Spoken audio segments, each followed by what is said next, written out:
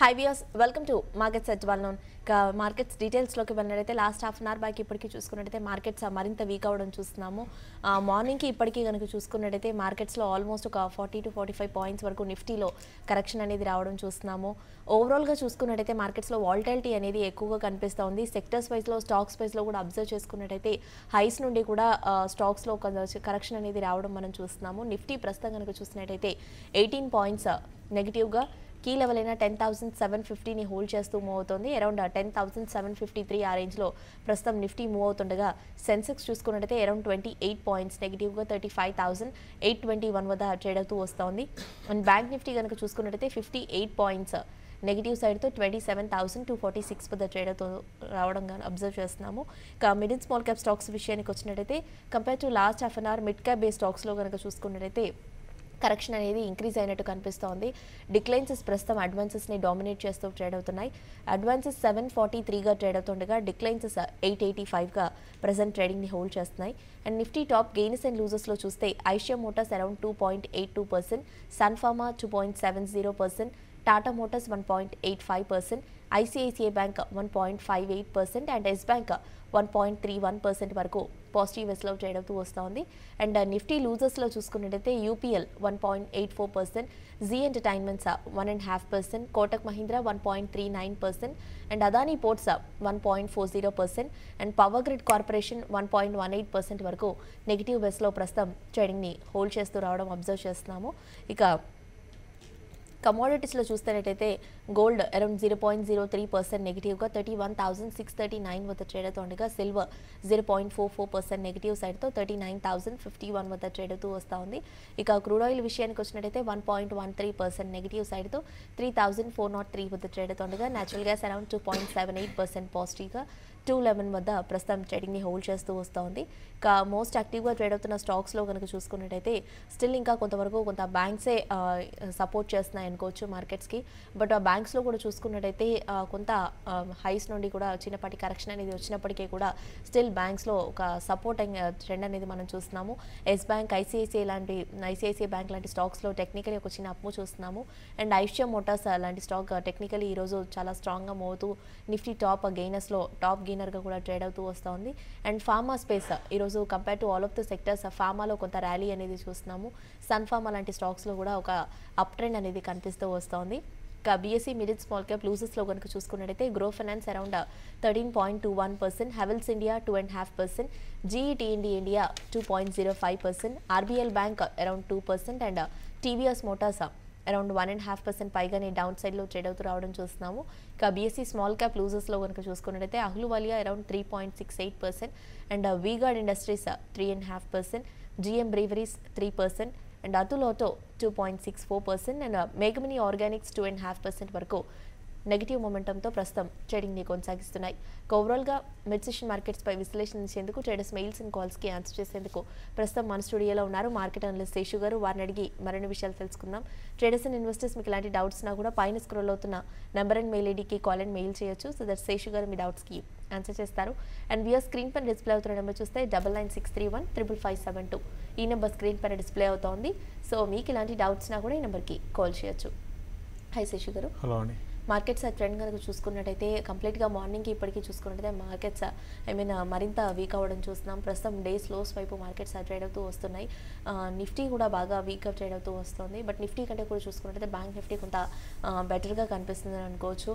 Last few డేస్గా కూడా last two trading సెషన్స్గా కూడా observe చేసుకున్నట్టయితే బ్యాంక్స్ కొంతవరకు మార్కెట్స్కి సపోర్ట్ ఇవ్వడం మనం చూస్తున్నాము. ఈరోజు కూడా కొంత బ్యాంక్సే లీడ్ చేస్తున్నాయి అనుకోవచ్చు కంపేర్ టు నిఫ్టీ. బట్ బ్యాంక్స్లో కూడా మెయిన్లీ ఫ్యూ స్పెసిఫైడ్ బ్యాంకింగ్ స్టాక్స్లో మార్నింగ్కి ఇప్పటికీ చూసుకున్నట్టయితే కరెక్షన్ అనేది ఇంక్రీజ్ అవ్వడం మనం చూస్తున్నాము. సో ఓవరాల్గా ట్రెండ్ అనేది చూసుకున్నట్టయితే కొంత వాలటైల్ ట్రెండ్ అనేది ఎక్కువగా కనిపిస్తోంది. సో మీ పాయింట్ ఆఫ్ వ్యూలో కనుక చూసుకున్నట్టయితే మార్నింగ్ నుంచి ఈ మిడ్ సెషన్ వరకు ఉన్న మార్కెట్స్ ఆ ట్రెండ్లో ఎలాంటి ట్రేడింగ్ని నోట్ చేస్తున్నారు? చాలా వరకు ఫ్లాట్గానే ఉందని చెప్పొచ్చు. మరి ముఖ్యంగా లాస్ట్ ఒక కొన్ని నిమిషాలుగా అంటే ఒక 45 మినిట్స్గా ట్రెండ్ అనేది అక్కడ అంటే ఒకే లెవెల్లో హోవర్ అవుతూ వస్తుంది. నిఫ్టీ ఒక 10 పాయింట్లు 15 పాయింట్ల రేంజ్లో. అయితే దానికి ముందు మార్నింగ్ బాగా వీక్ అయిన నిఫ్టీ డే హై అయిన ఈరోజు 10,844 ఈరోజు ఫ్యూచర్స్లో డే హై అక్కడ దాకా వెళ్ళింది. అంటే లోగా చూసుకుంటే 10,758 అనమాట. అయితే ఇంట్రెస్టింగ్ ఏంటంటే బ్యాంక్స్ బాగా పెరిగాయని చెప్పొచ్చు. Led by ICICI bank. Almost ICICI bank day హైలో ప్రస్తుతానికి ట్రేడ్ అవుతుంది. బ్యాంక్స్ కారణంగా మళ్ళీ అంటే బ్యాంక్స్ ప్లస్ కొన్ని ఇండివిజువల్ స్టాక్స్ కారణంగా మళ్ళీ నిఫ్టీ లో నుంచి రికవర్ అయిందని చెప్పొచ్చు. ఏదైనప్పటికి కూడా మార్కెట్స్ కన్సాలిడేషన్లో ఉంది. కొంచెం సెకండ్ హాఫ్ నుంచి అంటే లాస్ట్ ఒక హాఫ్ అన్ అవర్ నుంచి కొన్ని స్టాక్స్ లైక్ అరవిందో కానీ ఎస్బీఐ కానీ ఎప్పుడే అనుకున్న ఐసిఐసిఐ బ్యాంక్ లాంటివి బాగా మనకి నిఫ్టీకి సపోర్ట్ చేశాయి. మరోవైపు నిఫ్టీలో వీక్ ఉన్న స్టాక్స్ కానీ చూసుకుంటే Adani ports, Kotak bank morning నుంచి కూడా వీక్గానే ట్రేడ్ అవుతూ ఉంది. దీంతోపాటు ఇంట్రెస్టింగ్ ఏంటంటే హిందుస్థాన్ యూనిలివర్ ఈరోజు హై నుంచి అంటే 1793 నుంచి ఆల్మోస్ట్ ఒక 35 రూపీస్ దాకా కరెక్ట్ అయింది. ఇది కూడా కొంచెం వీక్గా ఉందని చెప్పొచ్చు ప్రస్తుతానికి.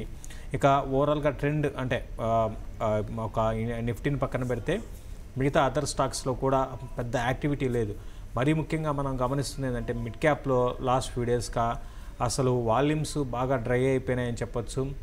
మరీ ముఖ్యంగా పెరుగుతున్నప్పుడేమో ఒక 1% అట్లా పెరుగుతాయి. అంటే నిఫ్టీ బాగా పెరిగితే ఇది మిడ్ క్యాప్ స్టాక్స్ 1% 2% పెరుగుతున్నాయి. పడితే మాత్రం 5 to 6%, 7% పడుతున్నాయి. మళ్ళీ రికవరీ ఉంటలేదన్నమాట.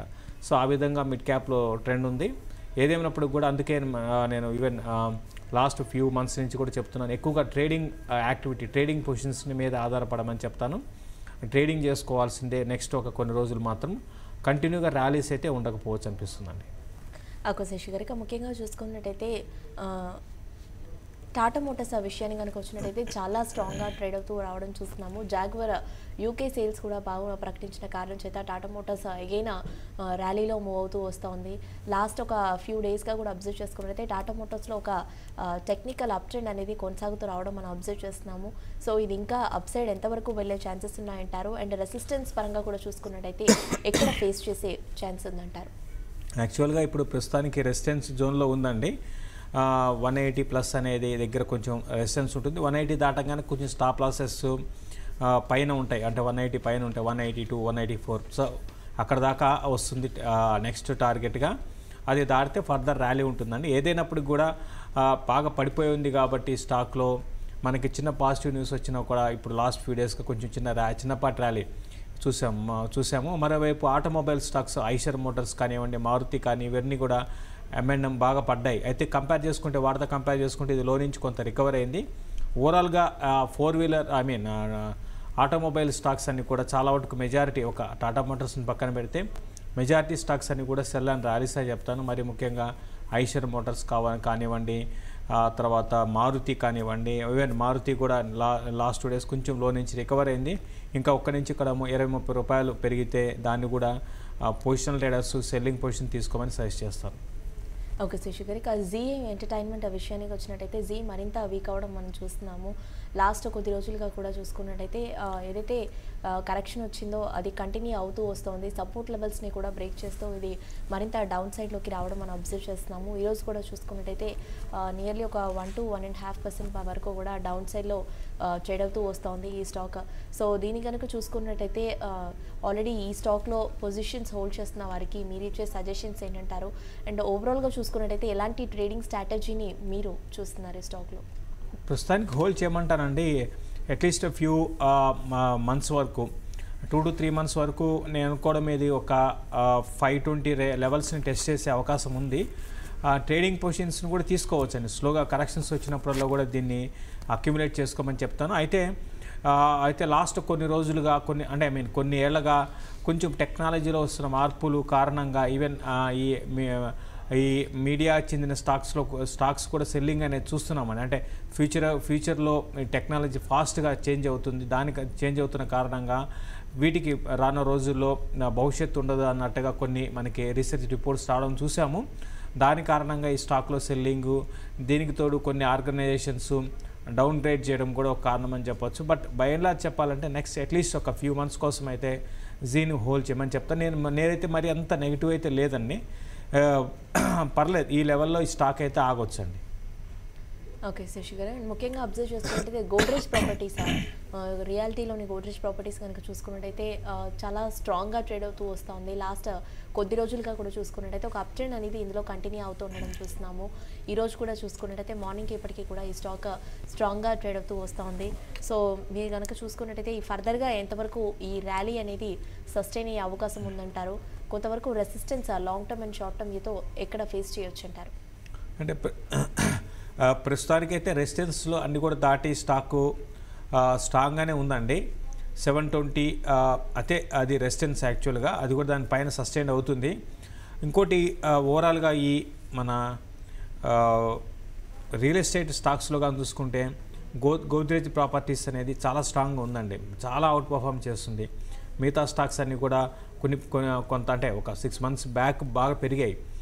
తర్వాత మళ్ళీ లాస్ట్ 6 మంత్స్ కానీ చూసుకుంటే అన్నీ కూడా డౌన్ ట్రెండ్లో వచ్చేసాయి, న్యూ లోస్ని ఫామ్ చేశాయి. మరి కొన్ని స్టాక్స్ అయితే లైక్ హెచ్డిఎల్ అయితే మరి దారుణమైన పరిస్థితికి వచ్చింది.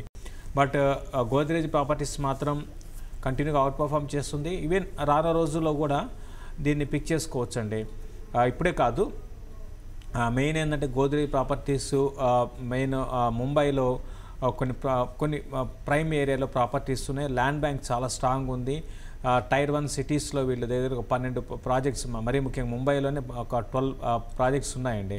అన్నీ కూడా లగ్జూరియస్ ప్రాజెక్ట్సే, కాబట్టి ఫ్యూచర్ బాగానే ఉండొచ్చు. లాంగ్ టర్మ్ కోసం గోద్రేజ్ ప్రాపర్టీస్ని నెక్స్ట్ ఒక ఫ్యూ మంత్స్లో మార్కెట్లో వచ్చే కరెక్షన్స్లో పిక్ చేసుకోమని సజెస్ట్ చేస్తాను. ఓకే అండి, కాలర్స్ వెయిట్ చేస్తున్నారు, కాల్స్ తీసుకున్నాం. ఫస్ట్ కాలర్ ఉన్నారు Vivek. Hello. Yeah hi Vivek, అడగండి.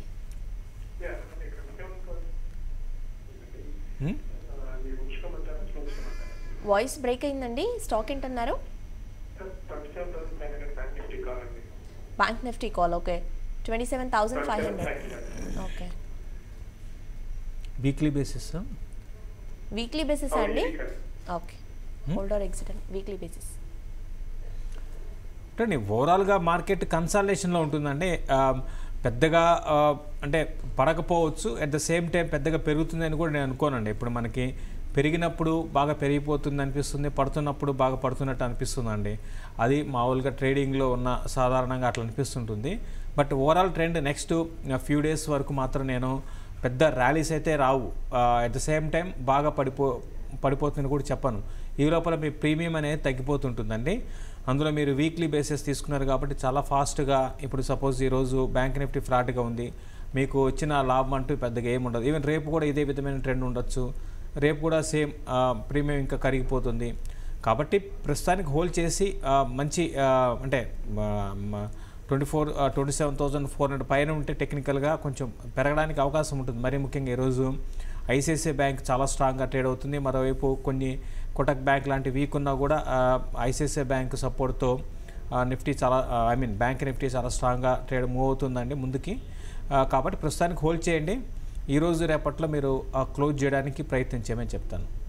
ఓకే శశి గారు, ఇప్పుడు బ్యాంక్స్ అంటారు కాబట్టి ఇప్పుడు బ్యాంక్స్ గురించి మాట్లాడుకున్నట్టయితే బ్యాంక్స్ చూసుకున్నట్టయితే కొంతవరకు అప్ ట్రెండ్ అనేది బ్యాంక్స్లో కొనసాగుతూ పాజిటివ్ ట్రెండ్ అనేది కొనసాగుతూ రావడం చూస్తున్నాము. ఒక ఫ్యూ స్టాక్స్లో లైక్ మీరు అన్నట్టు కోటక్ మహీంద్రా లాంటి స్టాక్స్లో కొంత కరెక్షన్ అనేది ఉన్నప్పటికీ కూడా ఐసిఐసిఐ బ్యాంక్ కావచ్చు, at the same time SBI ప్రస్తుతం చూసుకున్నట్టయితే డేస్ హైస్ వద్ద ట్రేడ్ అవుతూ వస్తుంది. స్టాక్స్లో ఒక అప్మూ అనేది కొనసాగుతూ వస్తుంది. నిఫ్టీ కంటే కూడా బ్యాంక్ నిఫ్టీ కొంతవరకు మార్కెట్స్కి మెయిన్గా సపోర్ట్ని ఇస్తుందని కూడా అనుకోవచ్చు. లాస్ట్ 2 డేస్గా కూడా చూసుకున్నట్టయితే బ్యాంక్స్ కొంతవరకు స్ట్రాంగ్గానే ట్రేడ్ అవుతూ వస్తున్నాయి. సో ఈ పాజిటివ్ మూవ్ అనేది బ్యాంక్స్లో ఎంతవరకు సస్టైన్ అయ్యే అవకాశం ఉందంటారా? ఈ రోజు కూడా చూసుకున్నట్టయితే బ్యాంక్స్లో ఈ పాజిటివిటీ అనేది కొనసాగొచ్చు అంటారా? కొంచెం బ్యాంక్స్లో కొంచెం అవుట్ పర్ఫామ్ చేసే అవకాశాలు ఉన్నాయండి. ఇప్పుడే మనం బ్యాంక్ నిఫ్టీ గురించి మనం చెప్పుకున్నాము. అవుట్ పర్ఫామ్ చేసే అవకాశాలు కొంత కనపడుతున్నాయి. యాక్చువల్గా నిఫ్టీ ఇంకా మనకి పెద్దగా కరెక్ట్ కాకుండా ఉంది అంటే బ్యాంక్సే. నేను నిన్న ప్రోగ్రాంలో కూడా చెప్పాను, ప్లస్ ఈరోజు కూడా రోజుకు ఒక బ్యాంక్, నిన్న యాక్సిస్ బ్యాంక్ స్ట్రాంగ్ ఉంది, ఈరోజు ఐసిఐసిఐ బ్యాంక్ స్ట్రాంగ్ ఉంది. ఈ విధంగా ఏదో ఒక బ్యాంక్ మనకి సపోర్ట్ చేస్తున్నాయి. మళ్ళీ ఎస్ బ్యాంక్, తర్వాత ఎస్బీఐ కూడా ఇప్పుడే మనకి స్ట్రెంత్ కనపరుస్తుంది. కాబట్టి బ్యాంక్స్ ప్రస్తుతానికి నిఫ్టీని ఆపుతున్నాయని చెప్పొచ్చు. కాబట్టి మనకి అట్లని మనం ఇంతకుముందే అన్నట్టుగా బాగా పెరిగిపోదండి. ఇప్పుడు మార్కెట్స్ అటు రిజల్ట్ సీజన్ కాబట్టి అటు ఎఫ్ఐఎస్ నుంచి ఇన్వెస్ట్మెంట్స్ కూడా పెద్ద కూడా రావట్లేదు కాబట్టి ఒక రేంజ్లో ఉంటుంది నిఫ్టీ, నిఫ్టీ కానీ బ్యాంక్ నిఫ్టీ కానీ.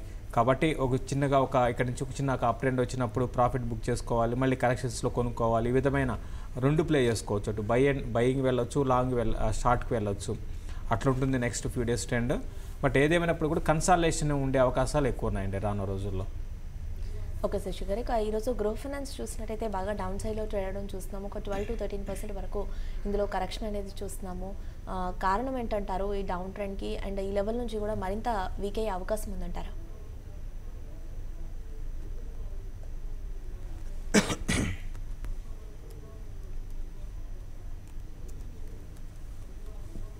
ఇప్పుడు గ్రూ ఫైనాన్స్